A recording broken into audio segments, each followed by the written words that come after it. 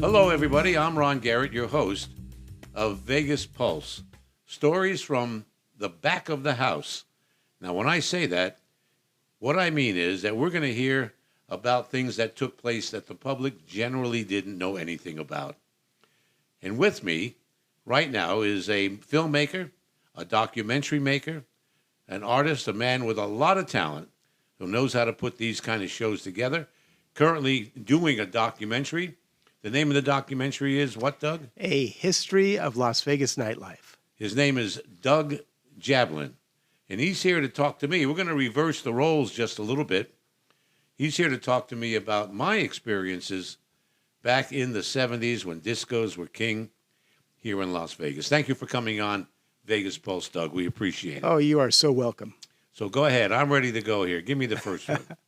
So the first nightclub that opened was Billy Jack's, which First is one I went to, yeah. right across from Mandalay Bay.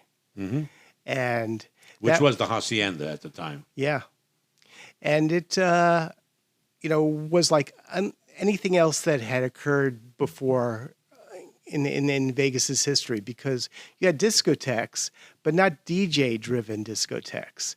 And Billy Jack's had Larry Taylor, who was the first DJ, actual famous DJ in town. In that kind of atmosphere, there were others, but Larry was the first one that was let's call him a disco jockey, because that's what they were doing. And we went into the Billy Jack's. It was the hottest joint in town at the time, and it was a hell of a place.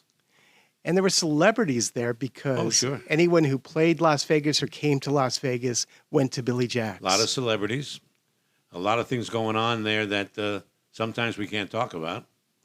But I was the advertising agency guy. I was in the ad business.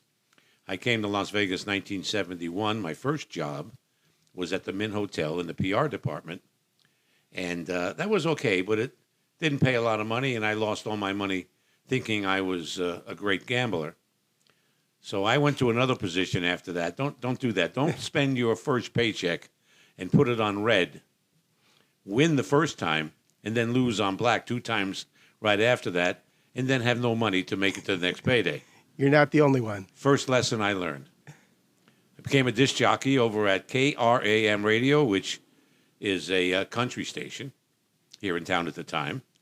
I don't think KRAM's around anymore, those call letters, but it was 1340 AM, and there's another station there now.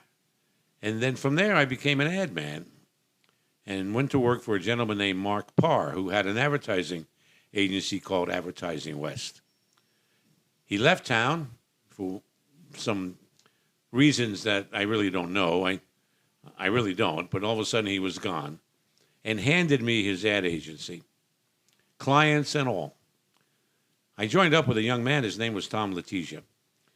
Him and I became the biggest retail advertising agencies in Las Vegas, and at one point handled 7 different discotheques, all at the same time. That's amazing. So you stayed busy. I stayed busy and hung around discotheques. Tom and I had 2 shifts, 9 to 5 and 9 to 5. He worked the day shift, 9 to 5, and I worked the night shift, 9 to 5. So let's talk about Billy Jack's. Billy Jack's, yes. So Larry said that he went to Phoenix to a club called Bobby McGee's. Bobby McGee's. And he learned DJing by watching the DJ, because there was no DJ school or way of learning at that point. He came back and he started working at Billy Jack's as a DJ. Bobby McGee's was probably the model for these places back then. It was in Phoenix. I was there. I went to Bobby McGee's. And, that was the one to model it after. And then he became the hot stuff. He became the DJ at Billy Jack's. It was a terrific place, and it was the most popular place in town. And then the other places started opening up. We made a lot of radio spots for Billy Jack's. And the one that Larry liked the best is the one that said, "Take her to Billy Jack's, because if you don't, someone else will." And that was pretty much the case. It was a fantastic place. Now, there was a lot going on. So Rainier Gund owned Billy Jack's. Rainier Gund and Rudy Schneider. They were partners. And you told me that they were Nazis. Well, Rudy wasn't, but Rainier, I wouldn't say he was a Nazi, but I would say that he was in favor of everything that was Hitler. Not to pin anything on him, but I don't know. But there was pictures on the wall in his office of him being in a Nazi staff car. Wow. And it wasn't the one that was on display over at the Imperial Palace in Ralph Engelstadt's collection. But he had that staff car. One of them. That's crazy. Hitler's staff car here in Vegas. And later he opened up Dirty Sally's. He opened up Dirty Sally's along with Rudy. And that became much bigger than Billy Jack's because the physical space was there. And it's right where the Encore or the Wynn is right now, on that corner. I believe it's Sands and Las Vegas Boulevard. And that was the location of the Pussycat A Go-Go. That's the same building that the Pussycat A Go-Go was in became Dirty Sally's, which then began to beat all the other places at the time. And it was the place. I remember guys pulling up with Rolls Royces.